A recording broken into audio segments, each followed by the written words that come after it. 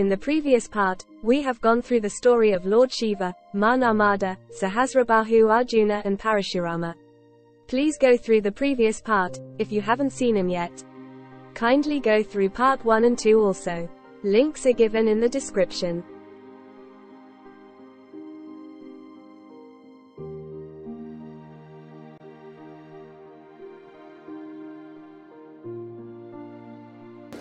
ये महेश्वर किला है जो माँ अहिल्या के कार्यकाल में सब है। और इस तरफ में जो देख रहे हैं अपन जहाँ पर खड़े हैं, ये महेश्वर का सबसे मेन घाट है जिसका नाम है अहिल्या घाट। और माँ अहिल्या के कार्यकाल में टोटल 40 घाट बने हुए हैं। ये अभी निमाड़ उत्सव चल रहा है। जो निमाड़ इसे जो महेश्वर के इलाका जो है निमाड़, जो कार्य होता है शाम को रात में 8 बजे से स्टार्ट होता है।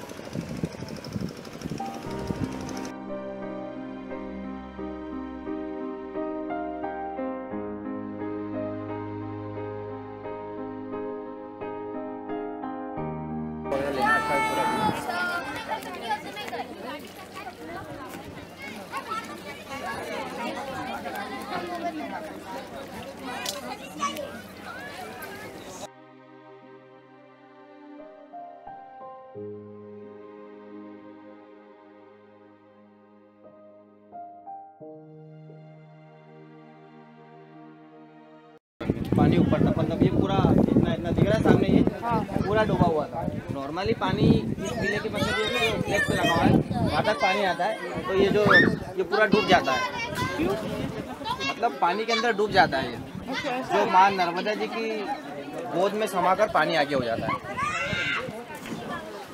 मतलब ये जो नदी है ये फ्लड वहाँ चले जाता है क्योंकि बारिश गिरता है ना सर जी।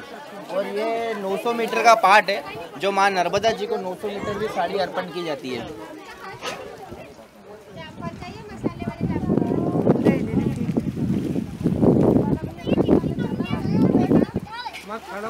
मछली के लिए दूं?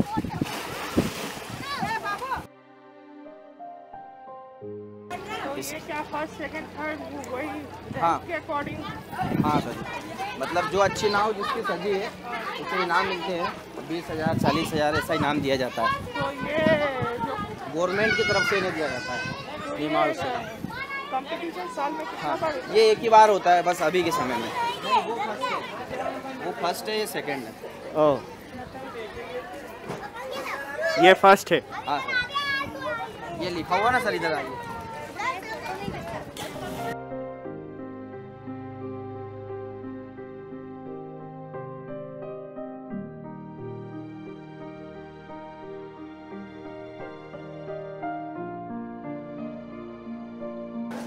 देवी अहिल्याबाई के जो सेनापति थे तुकोजी राव, जो उनके दत्तक पुत्र भी थे मैया के, ये उनके पुत्र विठल राव जी की छत्री है।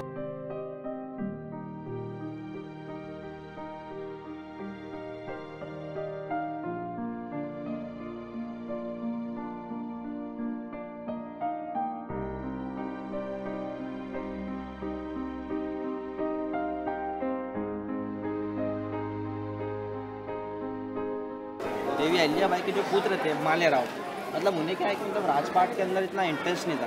मतलब सिर्फ साईं पालकी में आनंद लेना, घूमना फिरना, उनका ये कार्य बड़ा शौकीन थे वो।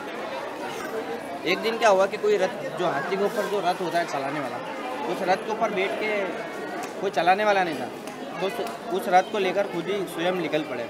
अब निकलने के दौरान क्या है कि उधर से गाय और गाय का बछड़ा चला आ रहा था। अब चला आ रहा था तो वो टकरा कर उस बछड़े की हत्या हो गई। तो मैया का थोड़ी देर बाद में नगर ब्राह्मण हुआ, सबके लिए एक समान।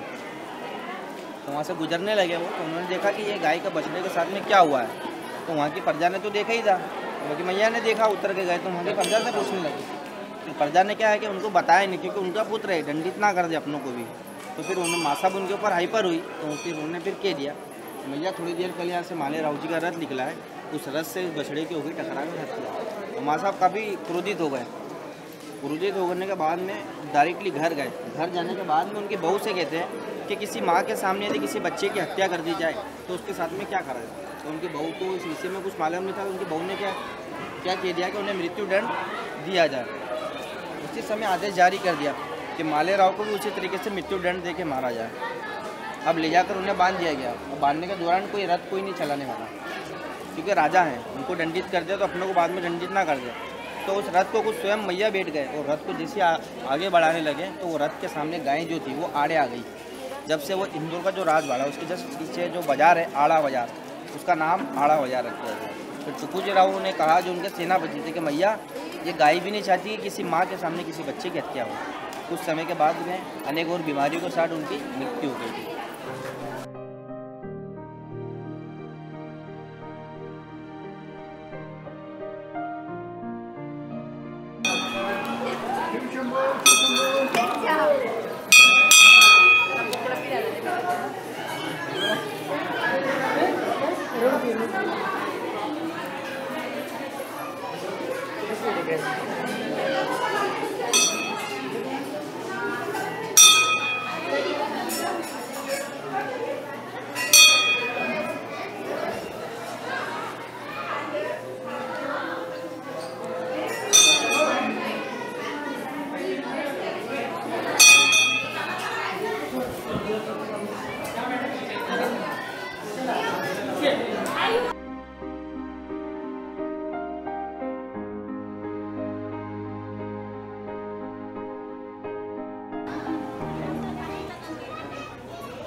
वो जो शिव मंदिर है उसका नाम क्या है? बाणेश्वर, बाणेश्वर टेम्पल वो शिव मंदिर है, स्थापना है शिव। और ये सामने जो वाइट वाली जो अपन इस तरफ में जो छतरी जो देख रहे हैं ये तुकुजी राव की वाइफ के सहस्त्र बाहु ने अपनी 1000 भुजाएं फैलाकर मां नर्मदा को रोकने की कोशिश करी थी। वो मतलब यहाँ से 4 किलोमीटर है, मतलब वहाँ अपनी कार भी जाती है और यदि आपको डायरेक्टली बोट से भी जाना हो तो बोट भी हायर होती है। और ये सामने जो टेम्पल है ये शालीवन महादेव का मंदिर है।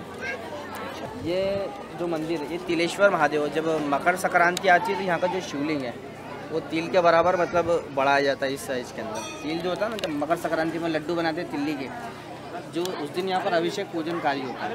और माँ इलिया का आखिरी समय जब हुआ था तो उन्होंने कहा था कि मेरा जो शव है वो माँ नर्मदा जी के किनारे ही जलाइएगा। तो सामने एक सिंपल सा उनका छतरी बना जो उनकी याद में, चाहते तो किले के अंदर ही बन सकता है।